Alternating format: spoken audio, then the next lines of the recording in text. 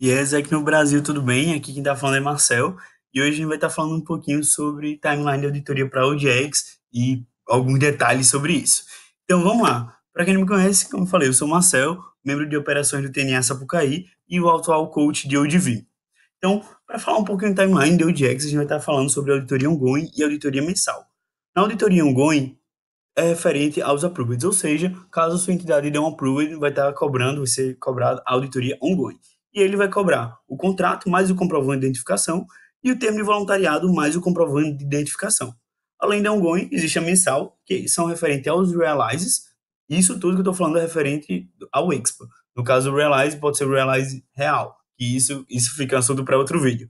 Mas isso gera a cobrança do seguro-saúde, a passagem e o comprovante, junto com o comprovante de identificação e o visto.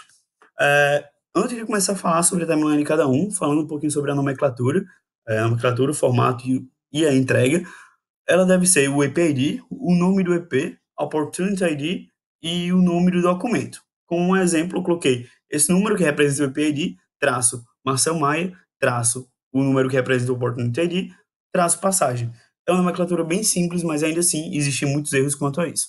Além disso, o formato deve ser obrigatoriamente PDF para todos os documentos, com exceção de vistos e comprovando de identificação, devem ser PDFs. E um outro ponto de observação é que devem ser PDFs unificados em um único arquivo. Não podem ser vários arquivos com passagem 1, passagem 2, passagem 3. Não, deve ser em um único arquivo, caso em um único arquivo, e nele deve ser upado na pasta DODX. Pasta DODX no Dropbox, na pasta específica dele. Se não for upado na pasta DODX, muito menos upado na pasta específica, ele vai receber um NE, que eu também já vou falar sobre isso. E falando um pouquinho da timeline de auditoria mensal, no dia 3 de cada mês, o TNA irá atualizar as cobranças de documento de qualidade, ou seja, o TNA irá criar a planilha do mês que estamos, por exemplo, dia 3 de agosto, o TNA criou a planilha de agosto, e o dia 5 a entidade pode solicitar a correção de cobranças. Ou seja, isso é o chamado relatório de coerência, quando a entidade esquece de declarar que houve approvals ou houve realizes no mês anterior. Então, isso vai ter até o dia 7 para o TNA responder todas as correções por e-mail e fazer as alterações, ou seja, da planilha do mês anterior, que sempre a auditoria mensal é do mês anterior. Ou seja, se agora estamos em agosto, está sendo a auditoria de julho. Em setembro vai ser a auditoria de agosto. Então, por isso que fez o relatório de coerência para gerar cobrança no mês anterior.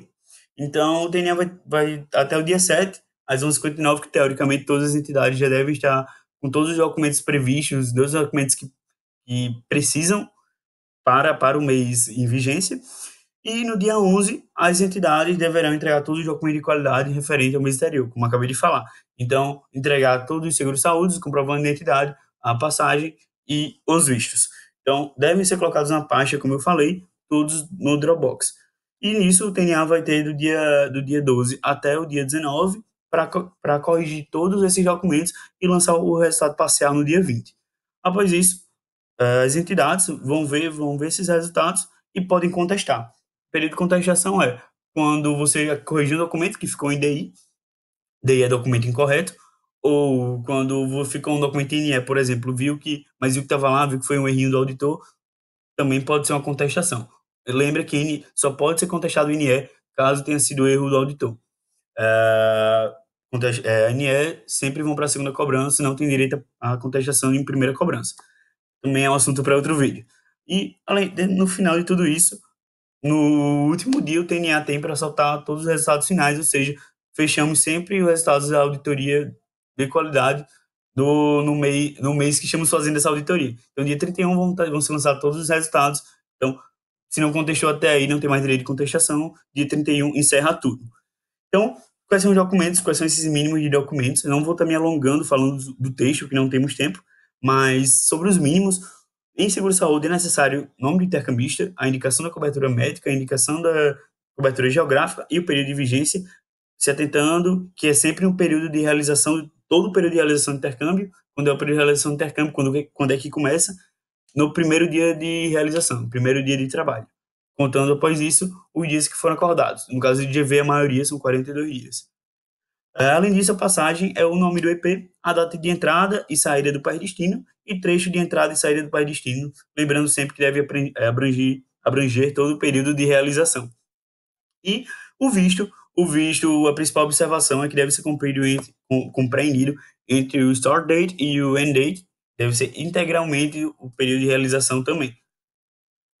Beleza, agora vamos falar um pouquinho sobre a auditoria ongoing. A auditoria ongoing é sempre feita pelas entidades de segunda a quinta, mas nenhum problema em declarar no final de semana. Então, já olhando aqui para o calendário, qualquer approval que você declarar entre a sexta-feira e a quarta-feira já vão ser cobradas na quinta seguinte. Sempre a auditoria ongoing vai cobrar na quinta-feira até às 11h59. Mas a única exceção é, caso você declare um approval, você dê um approval na quinta-feira, só vai cobrar na quinta seguinte. Então, lembrando, de sexta a quarta, cobra na próxima quinta, na quinta seguinte, e se você declarar o resultado, declarar o approval na quinta, será na próxima quinta. Aí, depois disso, o TNA vai ter a sexta, sábado e domingo para fazer a correção dos documentos, para auditar os documentos, e a segunda-feira vai sair o resultado. No caso, você tem a possibilidade de receber o AP, o OK2, o DI e o NE.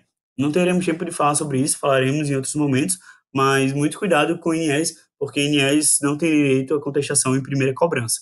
Sempre a primeira cobrança é feita, depois disso é anulada e só poderá ser corrigido em segunda cobrança. E o que é que cobra a auditoria ongoing? É o contrato, que é o que é que existe no contrato, a qualificação do contratante e o contratado, o produto, no caso se é um GE, GT ou GV, a qualificação da vaga, o pagamento e a assinatura. Lembrando que sempre devem ser preenchidos todos os espaços e atender todas as exigências descritas na legislação brasileira. E depois disso, então, outro documento que cobra é o termo de voluntariado, que é a qualificação do contratante, do contratado também, e a própria assinatura das partes. As duas partes, no mínimo de 2 testemunhas. Lembrando que os dois também vão cobrar o comprovante de assinatura. E agora falando um pouquinho desses principais erros. Os principais erros da auditoria ongoing estão relacionados à qualificação do EP, na hora que é feita a parte para transcrever do comprovante de identificação dele, o RG, o CPF, então principalmente esses que os números acabam indo incorretos, e na hora de colocar o F na cidade, muitos esquecem de colocar o F pós cidade, por exemplo, Natal, esquecem de colocar o Rio Grande do Norte ao lado.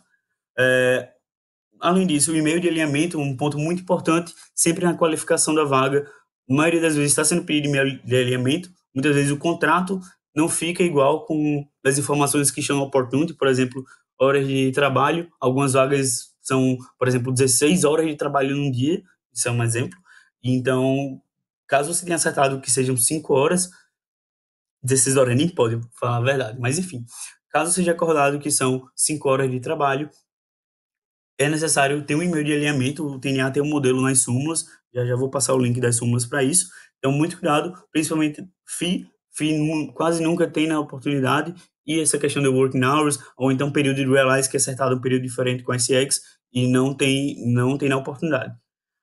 Outro erro que é bastante visto quando o EP paga parcelado, então nas cláusulas de pagamento, quando na hora de somar o valor, às vezes não bate com o valor total, muito cuidado com isso também. Um outro ponto é o comprovante de identificação, ainda assim, existe muito erro, não é upado frente e verso o comprovante, ou então no próprio comprovante não tem dizendo o CPF, às vezes só diz o RG, então muito cuidado com esse ponto. Timeline perdida, já pegamos muito casos também de pessoas que deixam para a última hora para fazer a auditoria do documento no CL e acaba upando fora da DDL, acaba não dando tempo, muito cuidado com o timeline, pensem bastante sobre rotina. E como eu falei, já ligando com esse ponto, deixar para a última hora.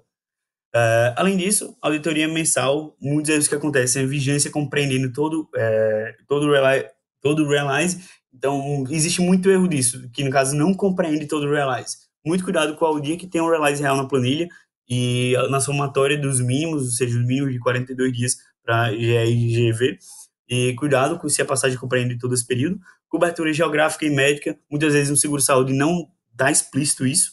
Outro ponto de cuidado, documentos em arquivos separados, como eu falei no início, às vezes o pessoal coloca a passagem 1, 2, 3, 4 e não comprime um arquivo só, sempre lembrar de comprimir os arquivos. Outro ponto também é a nomenclatura, que às vezes o intercambista manda o seguro-saúde a passagem do jeito que ele pegou, e aí já upa direto e esquece de mudar a nomenclatura, isso é apontado como erro.